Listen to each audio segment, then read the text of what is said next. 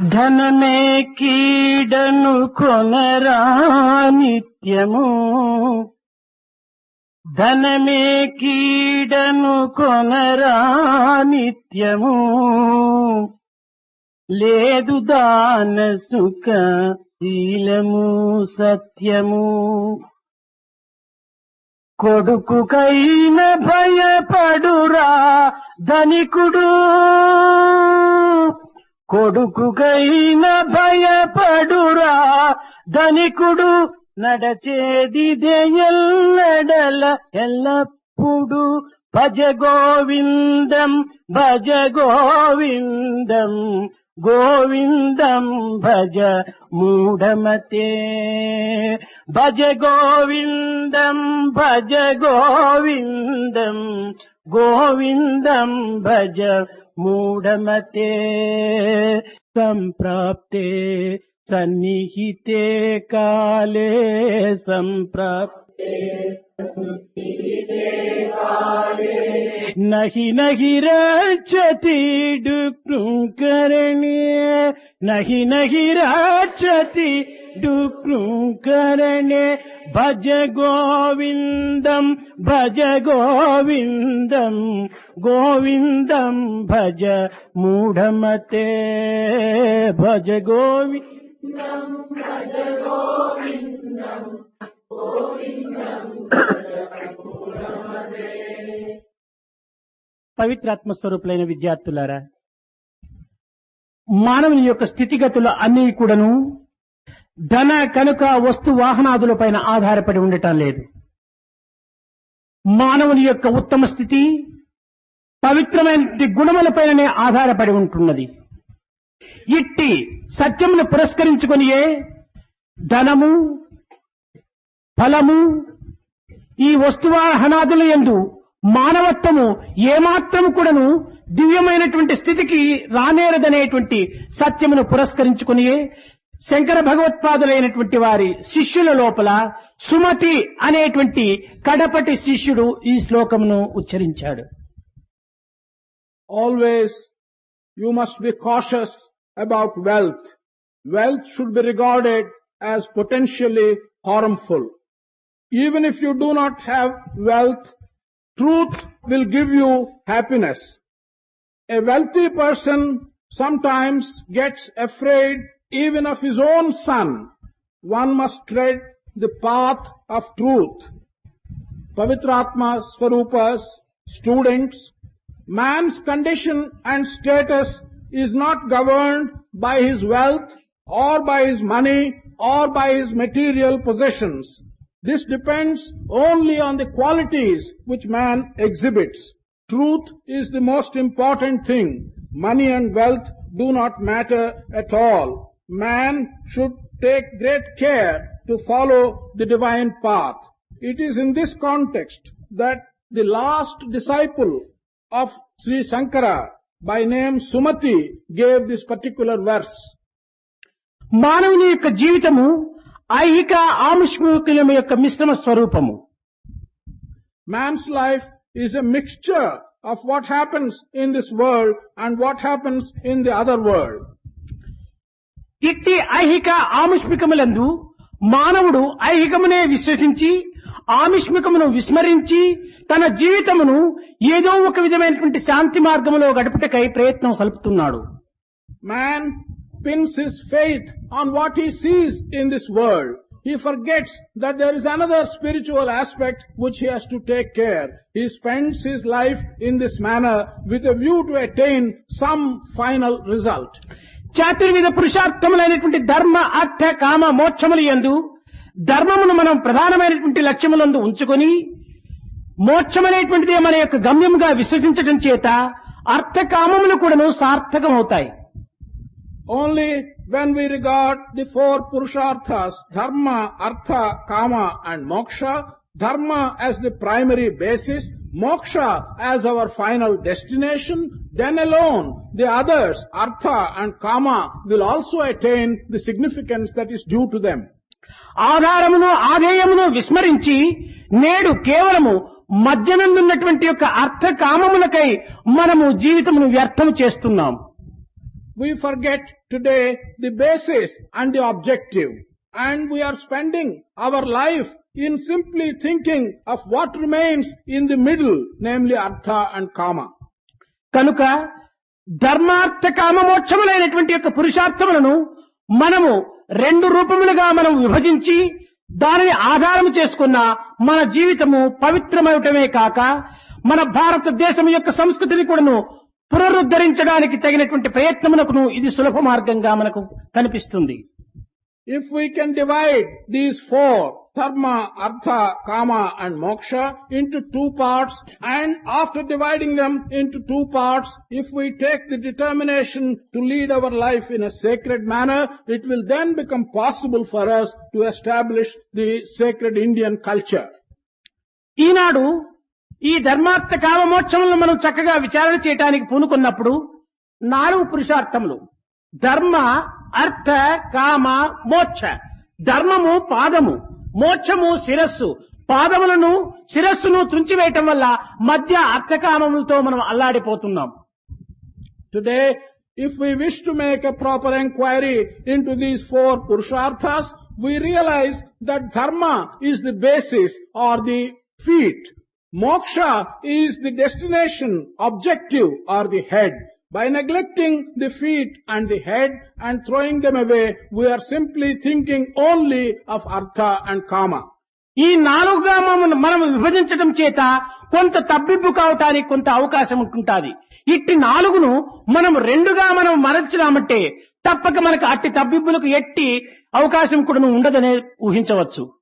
By dividing them into these 4 parts, there is a possibility of our getting into confusion. But if we divide them into 2 parts, then this possibility of getting into confusion will not exist. ధర్మ, అర్థ, కామ, మోక్షములో ధర్మార్థం ఒకటి, కామమోక్షం ఒకటి. 2గా మనం విభజించుకున్నామా సులభంగా మన జీవితం ధన్యమవుతుంది. If these 4, we divide them into 2, putting dharma and artha together and kama and moksha together, then our life will become meaningful. అర్థము ధర్మ నిమిత్తమని, కామము మోక్ష నిమిత్తమని మనం విభాగం చేసుకున్నప్పుడు మనకు ఇట్టి తబ్బిబ్బుగా అవటానికి కానీ దారి తప్పి నడవడానికి కానీ అవకాశం ఉండదు. Of the dharma and artha, if we regard that artha, the wealth, is intended for leading a righteous life, and of the kama and moksha, if we understand that kama, the attachment, is intended for showing only in respect of moksha or liberation, then there will be no confusion at all. అయితే ఈనాడు జీవితం అంతా కూడాను అర్థ నిమిత్తమై వ్యర్థం చేయటము మానవుని యొక్క కర్తవ్యంగా గుర్తిస్తున్నాడు.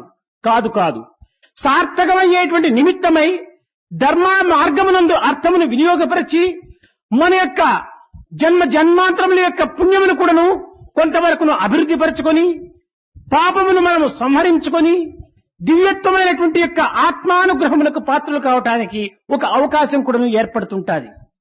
Today, man is using wealth in his life in a manner that will result in wasting his life. If on the other hand, you can use the wealth for the purpose of leading a life along righteous path, then that will be using the wealth properly. You should get rid of sin. You should have in your mind whatever is good. In this manner, using the wealth for the purpose of dharma, you will be able to reach the divine. ఈ ధర్మం అన్నటువంటిది మోక్ష ప్రకృతి కూడాను రెండింటి కూడాను సమన్వయమైనటువంటిది. ఇహమును సుఖింపడానికి, పరమును సుఖింపడానికి ఈ అర్థమనేటువంటిది ఆధారమని మనము భ్రమిస్తున్నాము. కాదు ఇది ఉపయోగమునందు సక్రమమైన రీతిగా మనం ఉపయోగపెట్టినా అది సరి అయినటువంటి రీతిగా ఆనందాన్ని అందిస్తుంది. అది మనం వక్రమైనటువంటి మార్గం నందు ప్రవేశపెట్టినా మన జీవితములకు అశాంతియే కాక ప్రమాదాన్ని కూడాను అందిస్తుంది. We are thinking that this wealth which we have can be used for good in the present world as well as for purposes of liberation. This is not so. If you can use your wealth for good purposes, then alone it will have some meaning. If you use it for bad purposes, it will give you considerable amount of trouble and it will take away the peace of mind which you are likely to have. ఈ ధర్మం అన్నటువంటి పదము ప్రపంచమును సమత్వం అనేటువంటి స్థితిలో ఏర్పరచడానికి ఏర్పడినటువంటిదే కానీ లేక సంఘం యొక్క అభివృద్ధికి కానీ మనము భావించకూడదు. దివ్యత్వమైనటువంటి యొక్క ఆత్మతత్వములో ఏకత్వం అనేటువంటి సమత్వములో దీనిని వినియోగించుకోవటము సార్థకమని కూడాను బోధించారు. We should not regard this word dharma as having something to do with the world and as having something to do with matters of equalness in the world. We should regard it as having a direct relation with the realization of the divine Atma and the realization of the oneness in this divine Atma. మన భారతీయ సంస్కృతిని పురస్కరించుకొని దాన ధర్మములు అనేటువంటిది కేవలము ఒక విధమైనటువంటి యొక్క సమత్వమైనటువంటి ఆత్మతత్వాన్ని కూడాను అందించడానికి పూనుకుంది.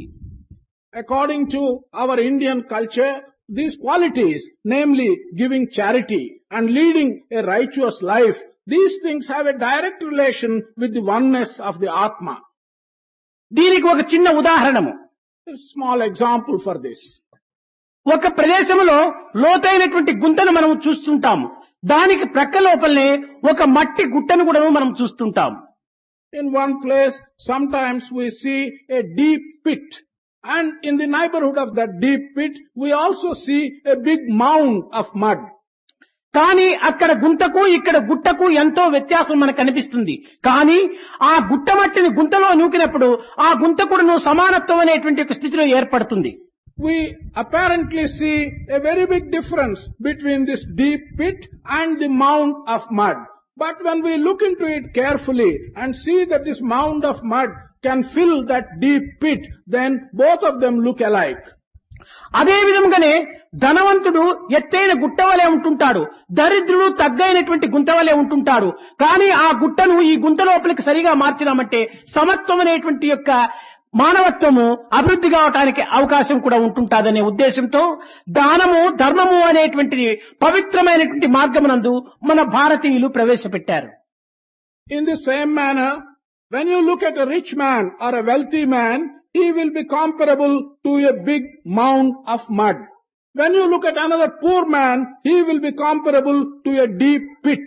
But when you put this rich man and this poor man together and equalize their wealth, then they become equal. This charity, the principle of charity and the principle of righteous conduct are therefore involved in our Indian culture in order that we may realize the equality between people. మన భారతదేశము అనగా భారత సౌధం అనేటువంటి భవనము భూమాత, వేదమాత, గోమాత, దేహమాత 4 మాతల పైన ఆధారపడినటువంటిది. This palace of our country of Bharata, this depends upon 4 matas or 4 mothers. They are the Bhumata, that is the earth, the Vedamata, that is the Vedas, the Deshamata, that is the country, Gomata, that is the cow. కనుక ఈ 4 మాతలు మన భారతదేశం అనేటువంటి భవనమునకు 4 pillars వలె ఉంటుండాలి. వీటినే మనము సత్య, ధర్మ, శాంతి, ప్రేమ అనేటువంటి యొక్క పేర్లతో మనం పిలువబడుతున్నది.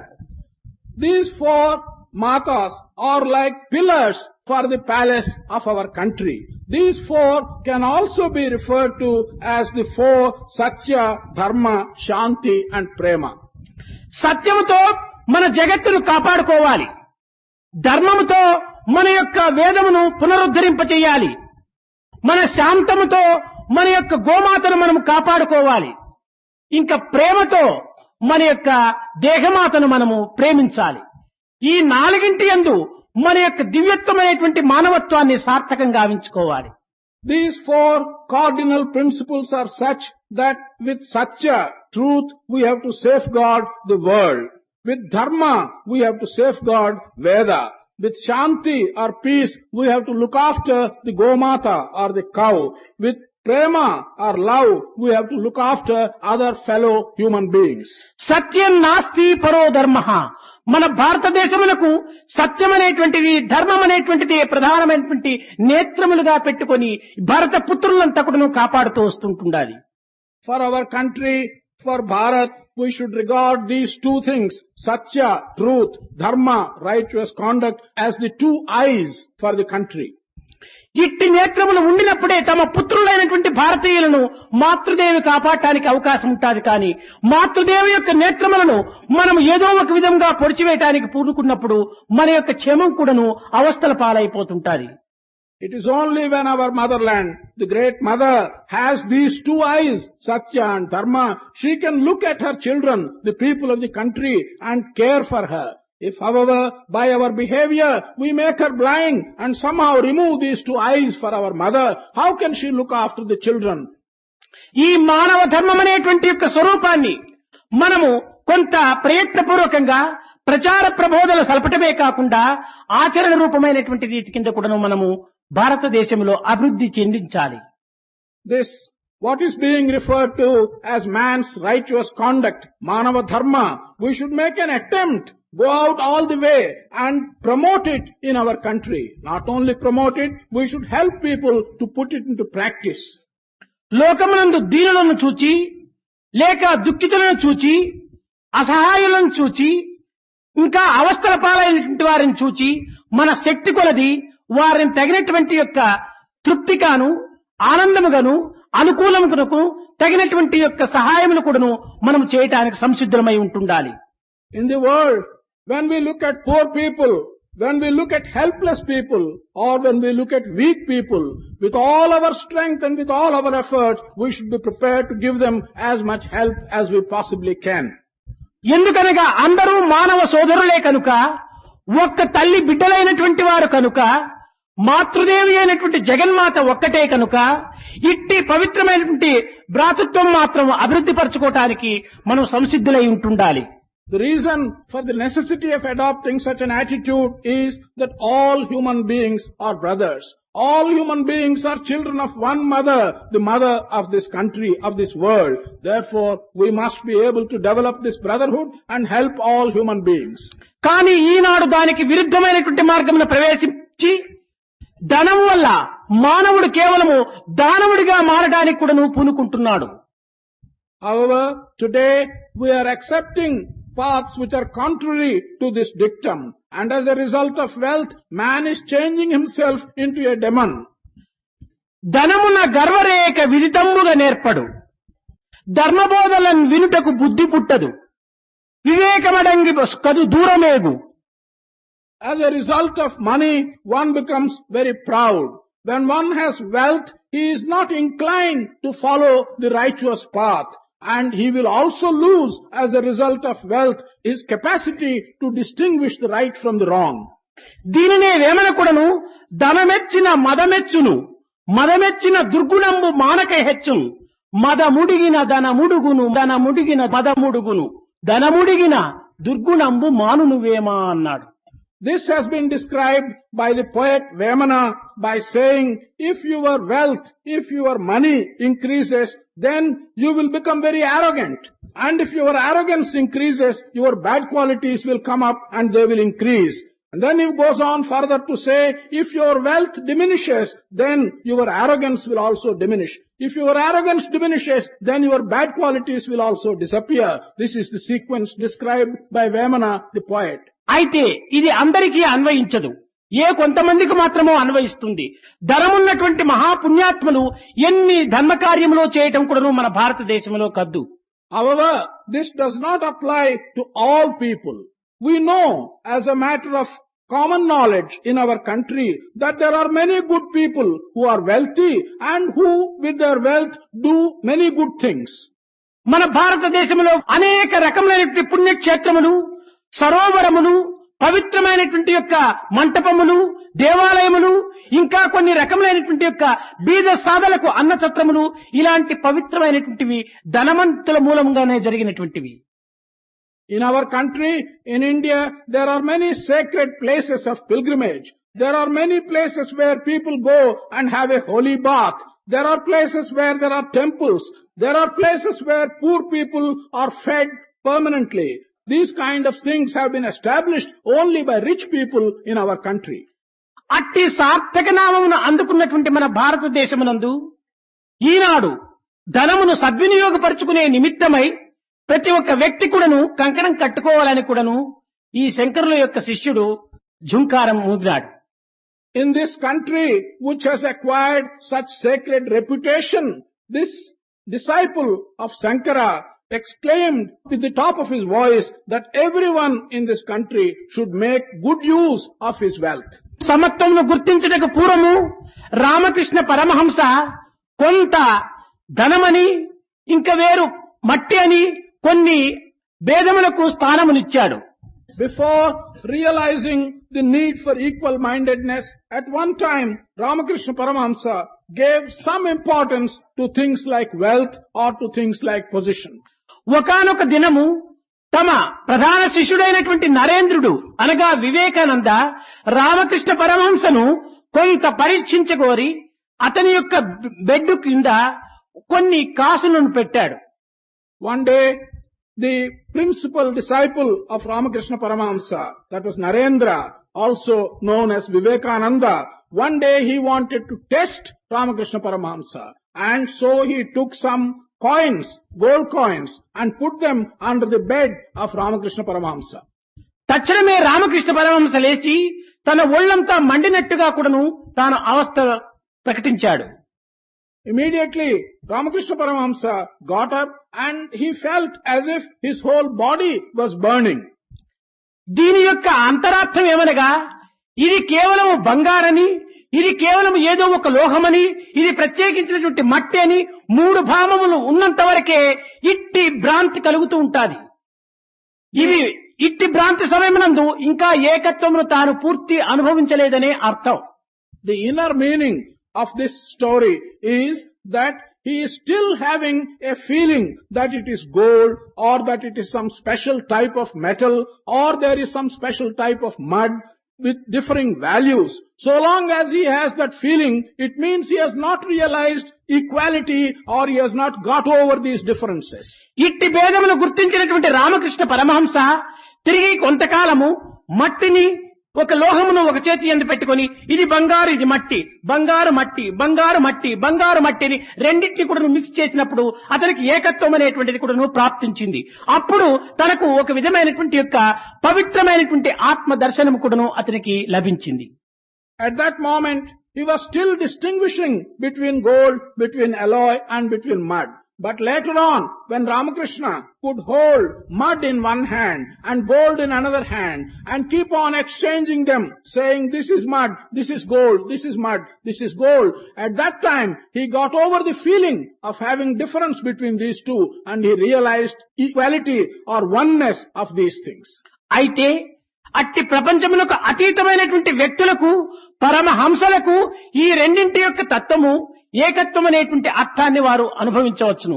కానీ ఈ జగత్తునందు నిత్య సంసారులుగా ఉంటుండి వారి యొక్క బాధ్యతలు, వారి యొక్క కర్తవ్యములు నిర్వర్తించుకునేటువంటి వ్యక్తులకు ధనము వేరు, మట్టి వేరుగా భావించినప్పటికీ అంతర్లక్ష్యమునందు మాత్రము ఈ రెండింటి యొక్క తత్వము ఒక్క భావము లోపలనే మాత్రం ఇమిడ్చుకోవటము అతి అవసరము.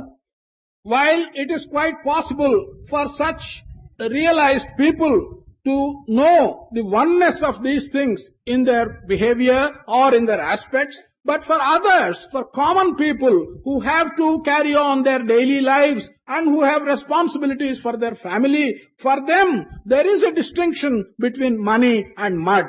They cannot think that both of them are the same in common daily practice. But the inner meaning, in his own idea and in his mind, there should not be the difference between these two. ధనము వల్ల కొంతమందికి కొన్ని వికారమైనటువంటి గుణములు కూడాను అభివృద్ధి పొందుతుంటాయి. By the possession of money, for some people, some crooked ideas also begin to sprout in their minds. చరిత్రలు చదువుకునేటువంటి విద్యార్థులకు ఇది చక్కగా అర్థం కావచ్చును. Those of you who are students of history can understand this very well. Victoria రాణి చాలా కాలము రాజ్యం ఏలుతూ వచ్చింది. Queen Victoria was ruling over her kingdom for many years. ఆమెకు ఒక కుమారుడు ఉండేటువంటి వాడు. There was a son for her. ఈమె ఎంతకాలమైనా ఈమెనే రాజ్యమేలుతుండటం చూచి కుమారునికి విసుగు పుట్టి ఒకానొక బహిరంగ సభ లోపల తన తల్లి అయినటువంటి విక్టోరియా రాణి కూర్చున్నప్పుడు చెంతకు వెళ్లి, అమ్మా ఇంకా ఎంతకాలమునకు నువ్వు చస్తావు, ఇంకా నీవు చచ్చిన తర్వాత కదా నేను రాజయ్యేటువంటిది అని అతను ప్రశ్నించాడట. తక్షణమే ఆ విక్టోరియా రాణి ఆ కుమారుణ్ణి చెరసాలలో పెట్టించిందట. She had a son who was rather impatient at the long period of reigning of Victoria. He wanted to get on the throne. Therefore, in an open meeting, he went to this queen and asked her, how long are you going to reign? When will you die? She at once found that this man was very ambitious and she ordered that he be put into prison. అతనే 8th George చక్రవర్తిని. కొంతకాలం మాత్రమే ఏలాడు. He was a ruler only for a very short time. అటువంటి ధనవాంఛ వల్ల అనేక మందికి తల్లి అయినటువంటి యొక్క ప్రేమ కూడాను మార్పు చెందింపజేసుకుంటాడు పుత్రుడు. Even if he is a son, because of his desire to get a position and money, he has not given any respect for the feeling to a mother.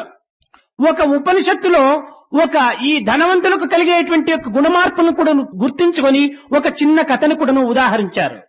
There is a small story in our Upanishads which tells us how the possession of wealth will change the qualities of some people.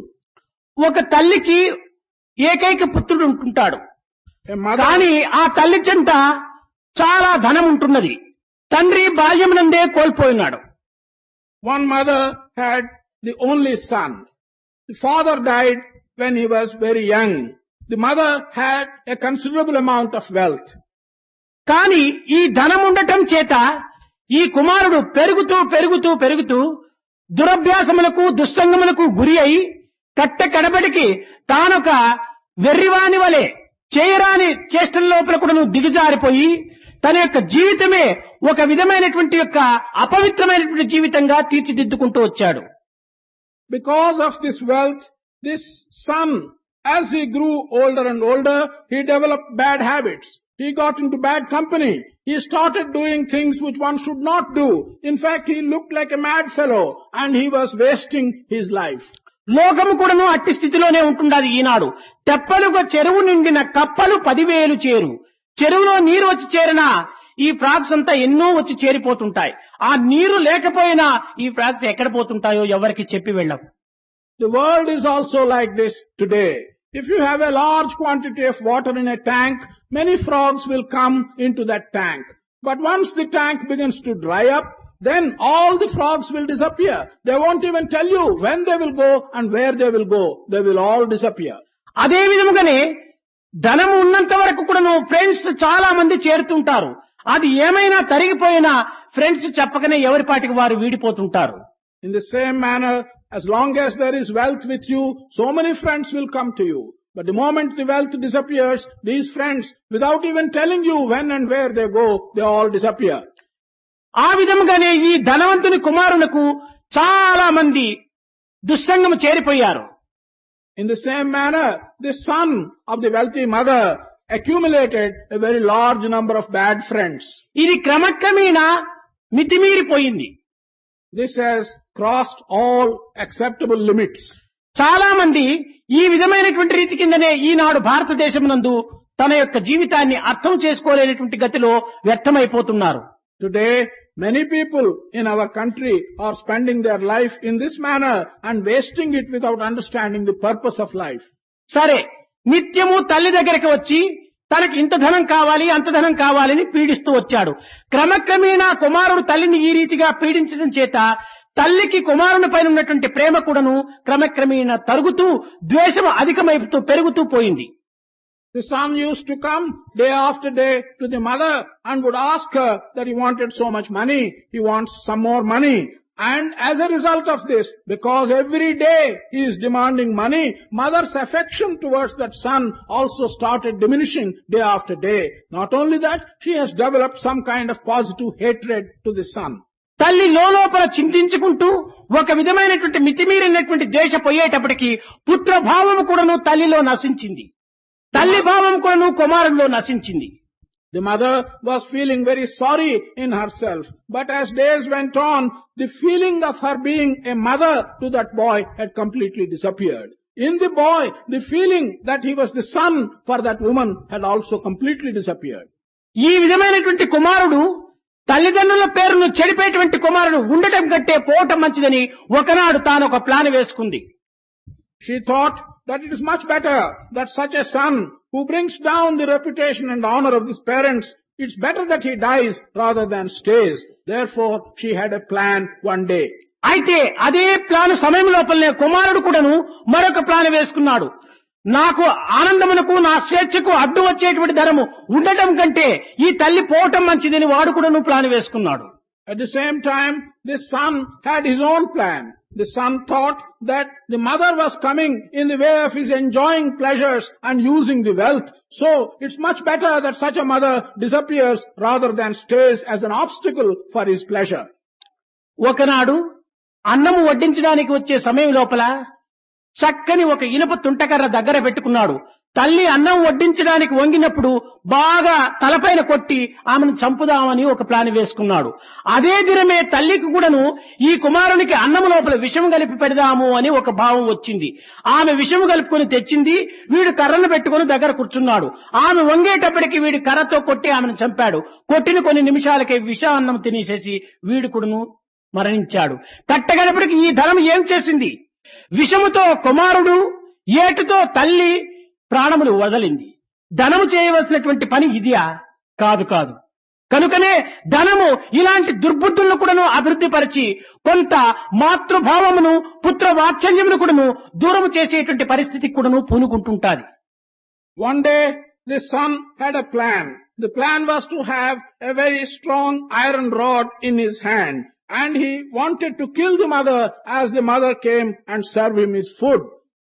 On the same day, the mother also thought that she should get rid of the son, and she prepared the food with some poison in it, and she wanted to give this poisoned food to the son so that he may die. At the same instant, when she came to serve this poisoned food, this son used the iron rod and killed her. And in moments, he ate this poisoned food and he also died. So both mother and son died. This is what the wealth has done. The wealth that was existing between them has resulted in killing the mother and the son, both of them at the same time. Wealth, is it intended to bring such bad ideas? To kill? Mother has lost her affection to the son. Son has lost his affection to the mother. This is what the possession of wealth has done.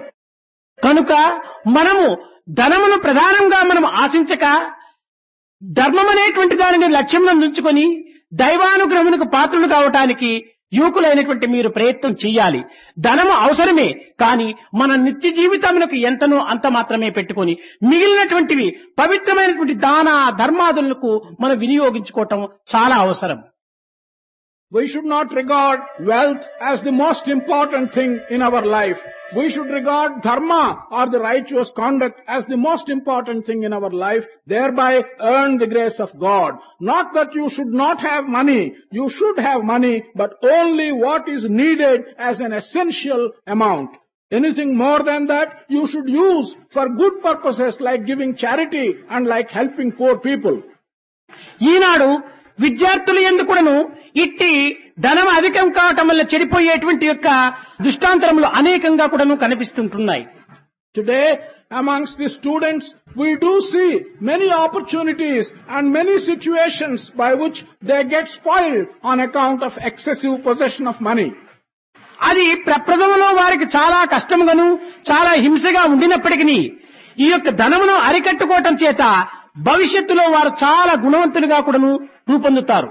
In the first instance, it may look to them that it is very difficult to get on with the minimum amount of money that is necessary.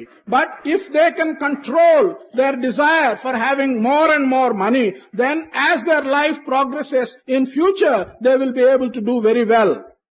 ఈనాడు విద్యార్థులు కూడాను తల్లిదండ్రులు ధనం అడిగే సమయంలో తనకు 10 రూపాయలు అవసరమైతే తల్లిదండ్రుల దగ్గర 20 రూపాయలు నాకు అవసరమైంది అని కూడాను చెప్పడానికి పూనుకుంటారు.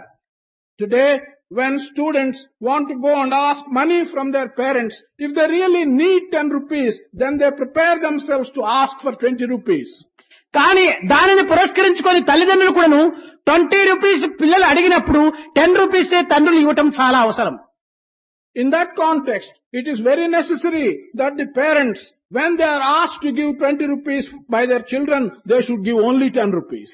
కానీ ఆ సమయంలో కుమారునికి చాలా కష్టంగా ఉంటాది, కానీ తన భవిష్యత్తులో చాలా సుఖపడతాడు. ఈనాడు 20 రూపాయలు ఇవ్వటం వల్ల 10 రూపాయలు తాను వినియోగించుకొని మిగిలిన 10 రూపాయలతో 10 మంది ఫ్రెండ్స్ తో చేరి సినిమాకు వెళ్ళటమో లేక మిలిటరీ ఓట్లకు పోవటమో ఇంకే విధమైనటువంటి రీతి కిందనో ఈ ధనమును చాలా దుర్వినియోగపరచుకొని దురభ్యాసములకు తాను మొదలెడతాడు. The son, just at that moment, when he got only 10 rupees, as he asked for 20 rupees, may feel hurt. Even though he feels hurt at that moment, momentarily, later on, that will give him the necessary strength. On the other hand, if he got the 20 rupees as in return to asking for 20 rupees and he needed only 10, he will use those 10 rupees for fulfilling his need. The excess 10 rupees he will use to gather some bad friends, go to a cinema or do some bad things like that. అయితే మన విద్యార్థులు అట్లాంటి వారు కాదు కనుక దానిని మీకు చెప్పనక్కరలేదు. Because our students, those who have assembled here, are not like that, there is no need to expatiate on this. దీనికి ఒక చిన్న ఉదాహరణము. ఒక తండ్రి ఒక శనివారము తాను ఏదో దైవోపాసన చేస్తూ నాయనా అని 1 రూపాయి ఇచ్చి 1 డజన్ అరటి పండ్లు తీసుకుని రాపోమని బజారుకు పంపించాడు. There is a small example for this. On a Saturday, a father, he was engaged in worshipping the divine, worshipping the God, and he called his son, gave him a rupee and said, go to the market and bring some plantains with this 1 rupee. ఆ కుమారుడు చాలా ఉత్తముడైనటువంటి వాడే కనుక market కు వెళ్ళాడు. రూపాయి ఈ యొక్క అరటి పండ్లు తీసుకుని వస్తున్నాడు. మార్గ మధ్యం లోపల తల్లి కుమారుడు చాలా ఆకలి తోపల బాధపడుతూ రోడ్లో నిల్చుకొని ఉంటున్నారు. This son was indeed a good boy. He went to the market, he purchased bananas for this 1 rupee and he was returning. But on the way, he saw a mother and son who were very hungry and who were standing on the road. అప్పుడు నాయనా అరటి పండ్లను చూచేసి ఈ కుమారుడు పరిగెత్తి వెళ్ళాడు. పాపం ఆ కుమారుడు పరిగెత్తి వెళ్ళేటప్పటికి ఆ కుమారుని వెనుక లాగటానికి తల్లి కూడాను పరిగెత్తి వెళ్ళింది. ఇద్దరు కూడాను ఆకలితో రోడ్డు పైన పడిపోయారు. ఆ దృశ్యం చూచాడు కుమారుడు. అయ్యో పాపం, ఈ ఆకలితో అవస్థపడేటువంటి వారికి అందించడం చాలా ఉత్తమమైనటువంటి యొక్క కర్మ అనుకున్నాడు. ఆ పండ్లంతా కూడాను వారిద్దరికి పెట్టి ఇంకా కొంచెం కుళాయి దగ్గరికి వెళ్లి నీరు కూడాను తెచ్చి అందించి ఒట్టి చేతులతో ఇంటికి వచ్చాడు కుమారుడు. This hungry mother and hungry son saw the bananas in the hands of this boy who was going home. This hungry son at once ran when he found these bananas and asked for them so that he may relieve his hunger. But the mother from behind found that he was doing something wrong and he pulled the boy back. Both of them were so hungry that they fell down on the road. This young man found that it was much better to feed these hungry people. So he gave all the bananas in his hand to the mother and the son. Not only that, he went to a tap, brought some water and gave the water to the mother and son to relieve their thirst. And ఆ ఫలమును తిని నీరు త్రాగి ఆ తల్లి కుమారుడు ఈ పిల్లవానికి అనేక రకములైనటువంటి కృతజ్ఞతలు చెప్పి వారి ముఖముల నుంచి ఆనంద బాష్పంలో రాల్పినారు.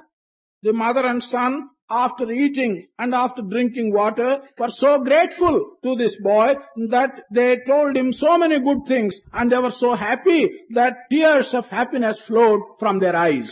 ఆ దృశ్యమును ఈ విద్యార్థి తన చిత్తము లోపల హత్తుకుని పోయినట్టుగా చేసుకున్నాడు. This young student, when he saw this particular vision, when the happiness, tears of happiness were flowing, he was so impressed that he got that particular thing imprinted in his heart. ఇంటికి వచ్చిన తక్షణమే తండ్రి నాయనా ఎక్కడ అరటి పండ్లు అని అడిగాడు. ఆ కుమారుడు చెప్పాడు, తెచ్చినాను నాన్న, తెచ్చినాను అన్నాడు. ఏది ఇక్కడ తీసుకుని రామన్నాడు. నేను తెచ్చిన అరటి పండ్లు నీకు కనిపించవు. నేను తెచ్చినటువంటి యొక్క అరటి పండ్లు ఏనాటికి చెడవు, ఏనాటికి కృళ్ళవు, ఏనాటికి శిథిలము కానటువంటివి. అట్టి పవిత్రమైనటువంటి అరటి పండ్లు నేను తెచ్చాను అన్నాడు. ఏమిటిరా ఆ పవిత్రమైనటువంటి కష్టపడుతున్నటువంటి ఆకలితో మలమలమాడుతున్నటువంటి యొక్క జఠరములకు ఆ అరటి పండ్లు నింపటం వల్ల పవిత్రమైనటువంటి శాశ్వతమైనటువంటి సత్యమైనటువంటి పుణ్యమనేటువంటి ధనమనేటువంటి పండును నేను తెచ్చుకున్నాను అన్నాడు. ఆ యొక్క పవిత్రమైనటువంటి కార్యమును పురస్కరించుకొని తండ్రి ఆనందపడి, నాయన నా పూజ ఈనాడు సార్థకమైపోయింది. ఏ పవిత్రమైనటువంటి కార్యములకు నా కుమారుడు పవిత్రంగా ఉపయోగపెట్టాడో ఆ యొక్క ఉపయోగమే నా జన్మ సార్థకమునకు తగినటువంటి ఆధారం అనుకున్నాడు. ఆ తండ్రి కుమారులు ఇద్దరు కూడాను ఆ రకమైనటువంటి సన్నిహిత భావాన్ని ఏర్పరచుకున్నారు. ఈనాడు అట్టి సన్నిహితమైనటువంటి యొక్క భావములు అరుదుగా ఉంటున్నవి. అట్టి భావములను ఈనాడు మన యొక్క విద్యార్థులైనటువంటి వారు తిరిగి అభివృద్ధి పరచడానికి కంకణం కట్టుకోవాలి. ఆనాడే మన భారతదేశము ఒక త్యాగ భూమి, యోగ భూమి, ధర్మభూమి అనేదానికి ఒక సార్థకమైనటువంటి యొక్క దీనిని కీర్తిని సంపాదిస్తారు. This boy went home empty-handed. The father asked him, "Have you brought the bananas?" The son said, "Yes, I have brought the bananas." The father said, "Where are they? Give them to me." The son replied, "The bananas which I have brought are such that you will not be able to see them. They are very special type. They will never get rot. They are sacred and they are my permanent possessions." Then the father asked, "What do you mean?" The son explained that he had fed 2 hungry souls with the bananas in his hand. The resulting sacred feeling which he got are the new bananas. These are the sacred fruits of my action in having fed those 2 hungry souls. The father then felt that the son was worthy of all praise, and he thought that his prayers have been answered that day. He thought that his life became very purposeful in that he had such a worthy son. The father and son from that day developed a great affection to each other, and they came much closer to each other than was possible at all. Such a closeness between father and son are very rare today. If only you can develop in your minds this feeling of closeness to your parents, you can then convert our country into a Chagabhumi and into a great country with great traditions. ఇంకా మాతాపితృల యొక్క సంబంధం మన భారతదేశంలో ఎటువంటిదనగా, ఒక బంగ్లాదేశం నుంచి తల్లి, తండ్రి, కుమారులు చాలా బాధలు పడుకుంటూ మన భారతదేశంలో వచ్చి ప్రవేశించడానికి చాలా పరితపిస్తూ రాత్రింపగలు కూడాను దారి నడుస్తూ వస్తున్నారు. Then, if we ask ourselves, what is the kind of relationship that exists between parents in our country, I have to tell you another story. From an outside country, a mother, a father and a son have been coming on foot wanting to enter our country. కానీ మార్గ మధ్యం లోపల తండ్రి ఆహారం లేక ఏదో కొన్ని అవస్థలకు గురి అయిపోయి తాను దేహమును వదిలాడు. On the way, owing to some difficulties, and since he did not have sufficient food, and on account of various other situations, the father died. తల్లి ఆ యొక్క 8 సంవత్సరముల కుమారుని వెంటబెట్టుకొని భారతదేశంలో ప్రవేశించింది. The mother, along with her 8-year-old son, together entered India. ఏదో ఒక కలకత్తా ఇట్లాంటి గ్రామం లోపల తల్లి నిత్యము ఒక్కొక్క ఇంటికి బిచ్చమునకు వెళ్ళటము, చిక్కిన బిచ్చమును కుమారునికి పెట్టటము, మిగిలితే తాను తినటము, మిగలకున్న తాను పస్తు ఉండి నీరు త్రాగి జీవించటము, ఇట్లా జరుపుతూ వచ్చింది. In one of our cities, she was going round from house to house and she was begging for food. On the day when she got sufficient food, she gave the food first to this 8-year-old son, and if something was left, she ate. If nothing was left, she gave the food to the son and she herself went hungry. ఈ విధంగా ఉంటుండటం చేత ఆమెకు దినదినము కూడాను ఈ బిచ్చము చిక్కడం చాలా తగ్గిపోతూ వచ్చింది.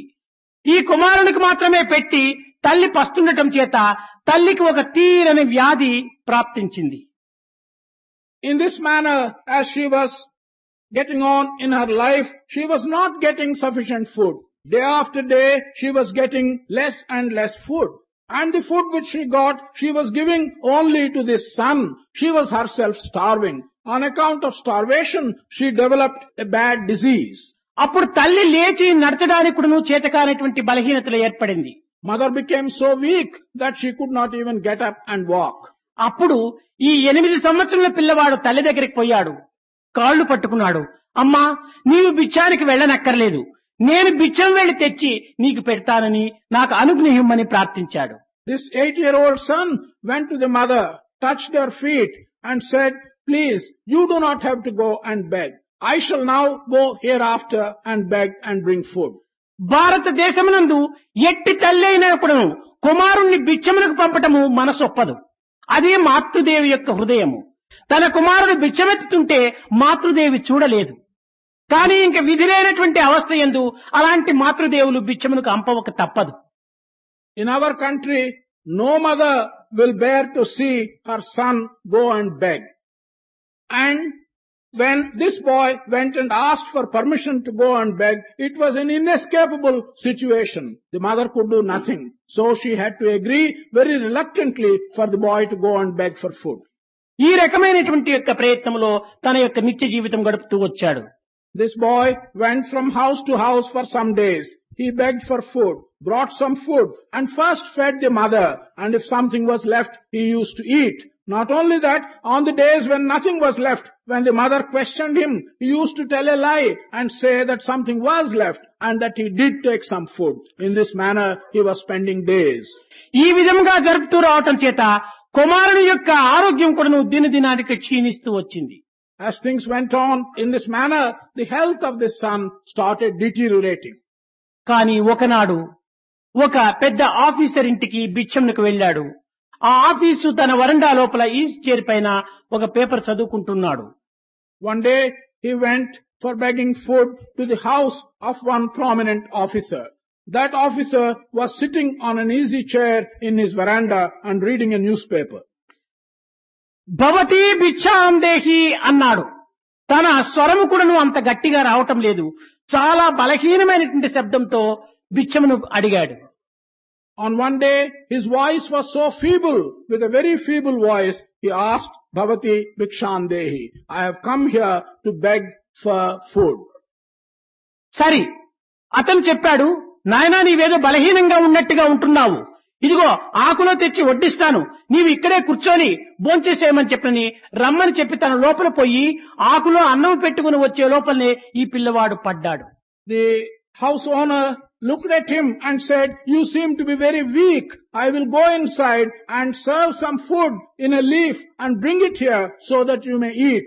He went in, brought the food. By the time the owner came out, he found that this boy fell down. తక్షణమే ఏదో నోటితో పలుకుతున్నాడు. పలుకుతుంటే ఇది ఏమిటి అని ఆ నోటి దగ్గర ఈ ఆఫీసర్ చెవు పెట్టి వింటుంటే ఆ పిల్లవాడు చెప్తున్నాడు, నా ప్రాణం పోయినా పర్వాలేదు, ఈ అన్నం అమ్మకు పంపండి, అమ్మకు పంపండి, అమ్మకు పంపండి అన్నాడు. ప్రాణం ఇడిచాడు. This boy was murmuring some words which were not audible. So the officer wanted to find out what he was saying and put his ear close to the mouth. And he learned that the boy was murmuring, saying that, please, it doesn't matter even if I die. My mother has to have her food. Please send this food to my mother. Please send this food to my mother. అన్నాడు. ప్రాణం ఇచ్చాడు. So saying, he died.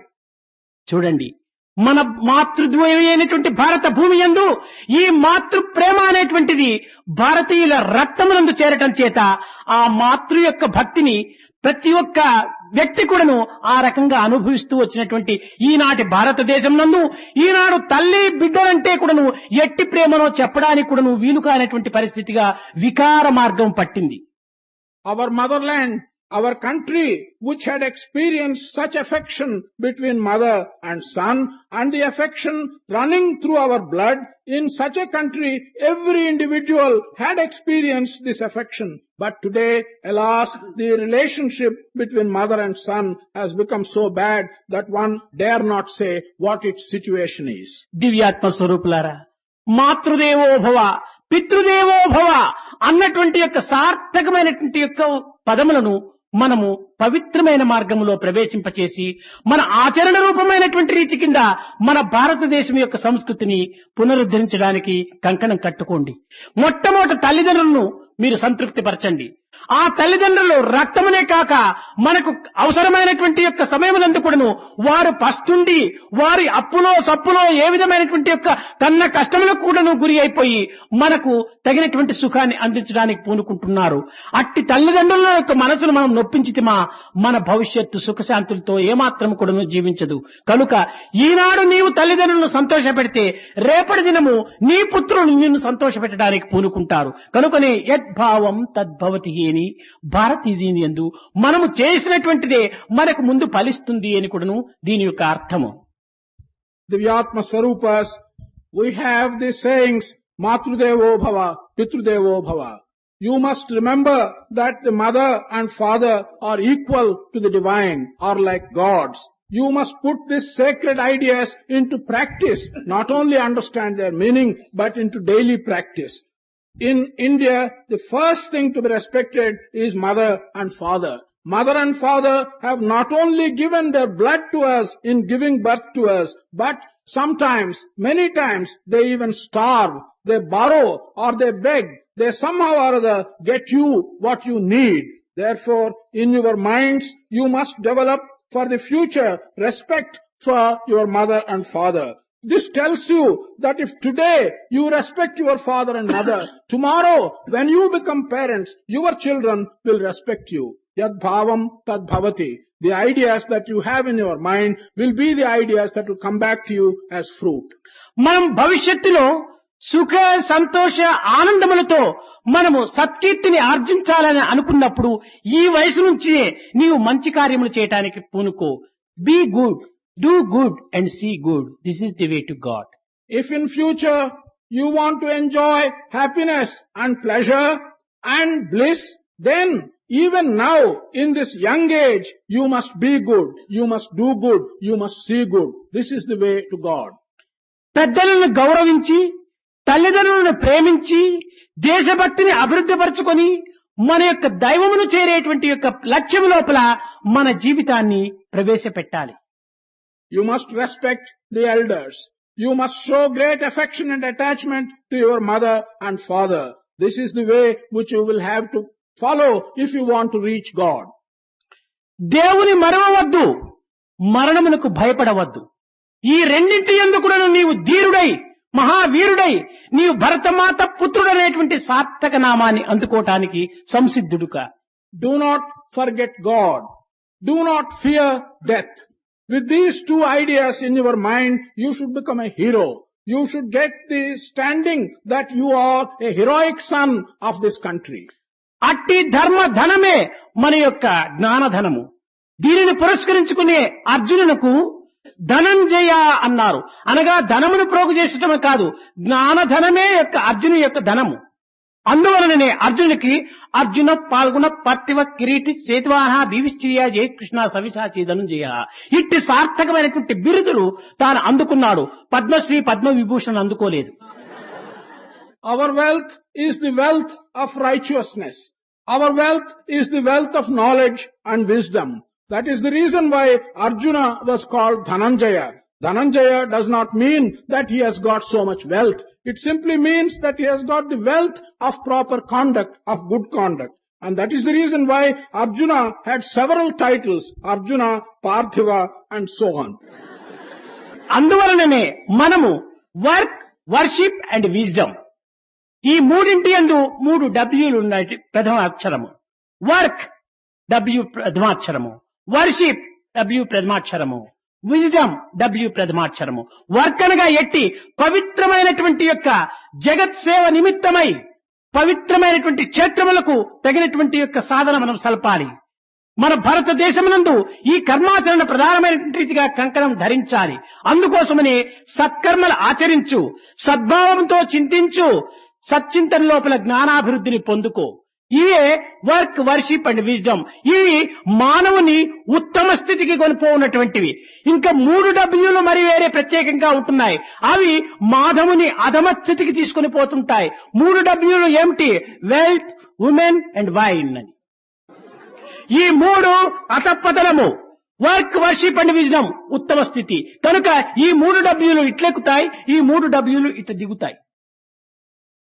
There are 3 words which we have to take note of. All the 3 words begin with the letter W. They are work, worship and wisdom. Work is the kind of sacred work which you should do for the prosperity of the world, for the prosperity of the country. You should always do good work. You should not spend time in doing bad work. Worship is something which is connected with a pure mind, and you must have your prayers very clean. Wisdom is the acquisition of jnana. You must be able to acquire knowledge and wisdom. These are the three things which will enable you to lead a proper life.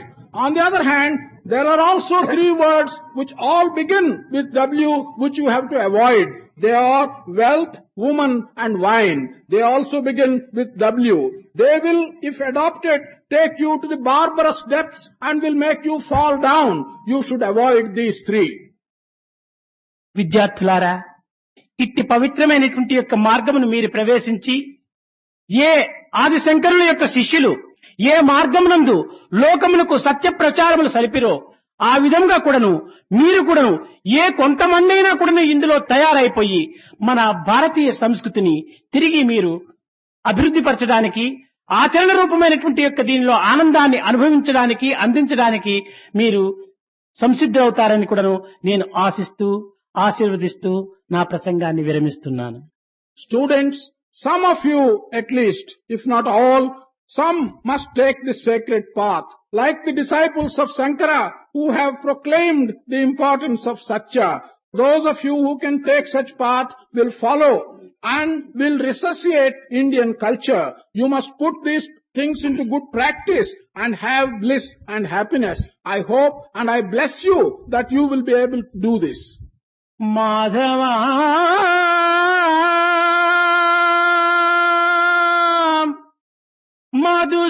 Madhusudana Mukunda మురారే Murali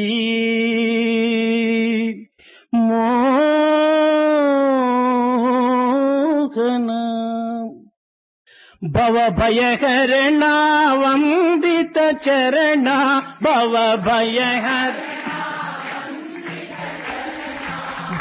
భయహరణ వందిత చరణ భవ భయ జయ రాధ జయ మాధవ శౌరీ జయ రాధ జయ రాధ జయ మాధవ శౌరీ జయ రాధ మంగళ చరణ కలిమల దగన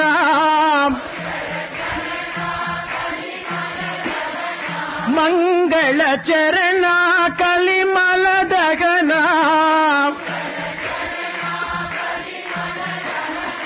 నారాయణ కేశవ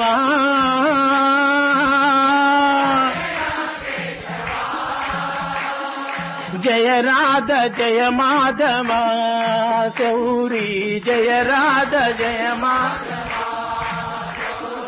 జయ రాధ జయ మాధవ శౌరీ జయ రాధ